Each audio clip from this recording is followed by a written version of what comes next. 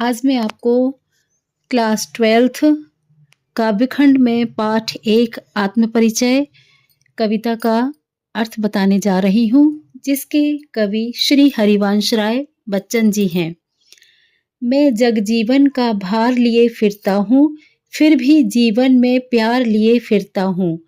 कर दिया किसी ने झंकृत, जिनको छूकर मैं सांसों के 2 तार लिए फिरता हूँ।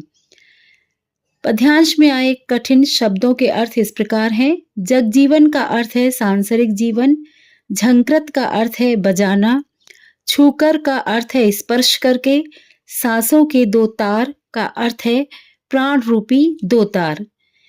इन पंक्तियों में कवि हरिवंश राय बच्चन जी ने अपने प्रेममय जीवन पर प्रकाश डाला है। कवि हरिवंश राय बच्चन जी कहते हैं, मैं इस संसार में अपनी सामाजिक जिम्मेदारी के साथ साथ बाधाओं और कष्टों को साथ लेकर अपना जीवन जी रहा हूँ। कवि कहता है, यद्यपि मेरा जीवन चाहे कितनी ही मुसीबतों से क्यों न भरा हो, फिर भी मैं अपने जीवन में किसी का गहरा प्रेम, निस्वार्थ स्नेह लेकर जी रहा हूँ। अपने मनोभाव व्यक्त करता हुआ कवि कहता है, अचानक उसके जीवन में प्रेम का प्रवेश हुआ और उसकी प्रिया अर्थात पत्नी ने कवि के हृदय के तारों को छूकर झंकृत कर दिया था, जिसके कारण कवि की सांसों रूपी तारों से मधुर संगीत की ध्वनि निकलने लगी। कवि इसी प्रेम की झंकार व मधुर संगीत की ध्वनि के साथ लीन रहने लगा। सांसारिक बोझ, कष्ट, बाधा चाहे कवि के सामने अपना सीना ताने क्यों न खड़ी रहे, परंतु इनकी परवाह न करके प्रेम के सहारे अपना जीवन इस संसार में सुखपूर्वक जी रहा हूँ।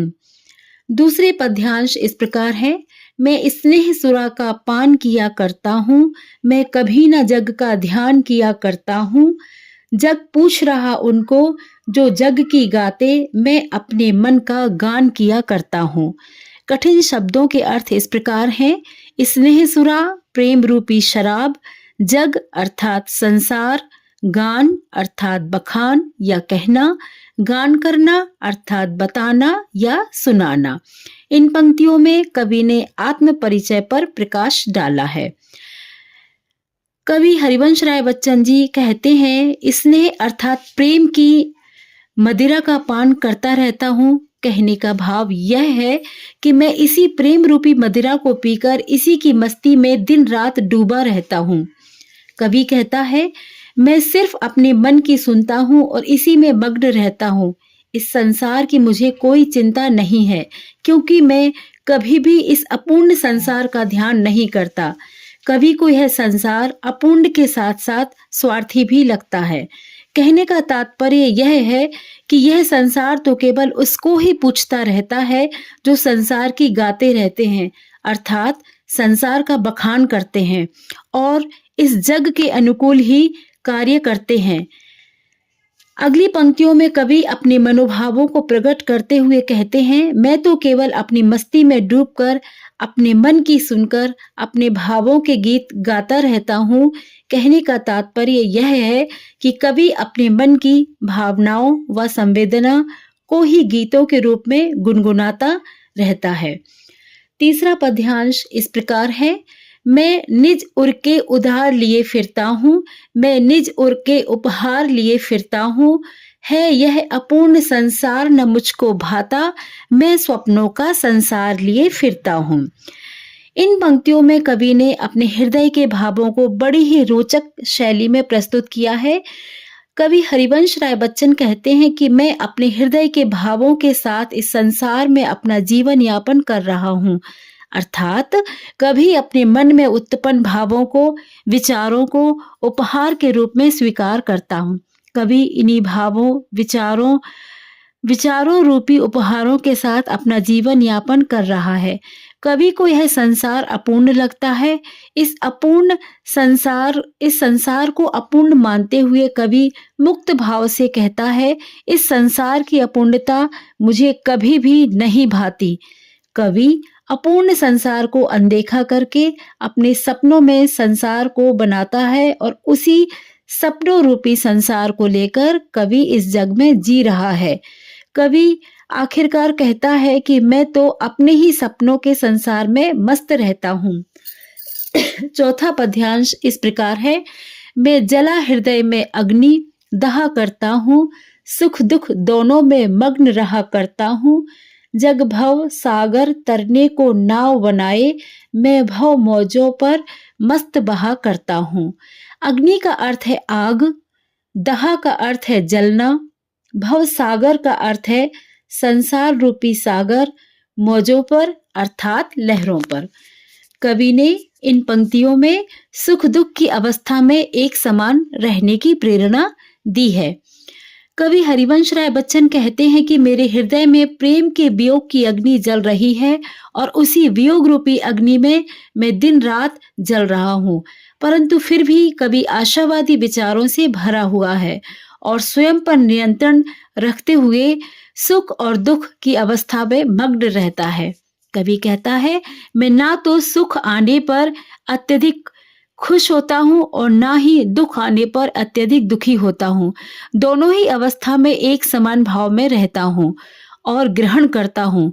कवि सांसारिक मनुष्य के विचारों पर प्रकाश डालता हुआ कहता है, इस जग में रहने वाले मनुष्य इस संसार रूपी सागर को पार करने के लिए दिन रात नाव का निर्माण करने में लगे रहते हैं, परंतु कवि अपने विचार प्रस्तुत करता हुआ कहता है, मेरी एक कोई भी अभिलाषा नहीं है। मैं तो संसार को एक सागर के रूप में मानता हूँ और सागर में उठने वाली लहरों पर मस्ती से रहना चाहता हूँ।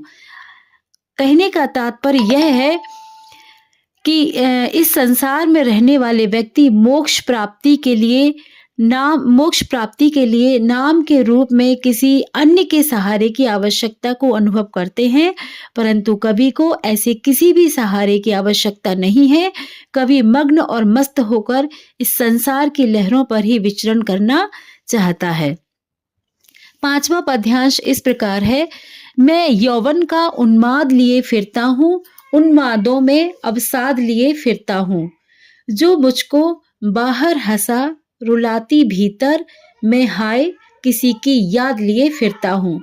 यौवन का अर्थ है युवा अवस्था या जवानी, उन्माद का अर्थ है मस्ती, उमंग, जोश, अवसाद का अर्थ है गहरा दुख, बाहर अर्थात ऊपरी बाहरी रूप, भीतर अर्थात अंदर मन में आंतरिक रूप, हाय अर्थात दुख में पीड़ा के समय मुंह से निकलने वाला शब्द।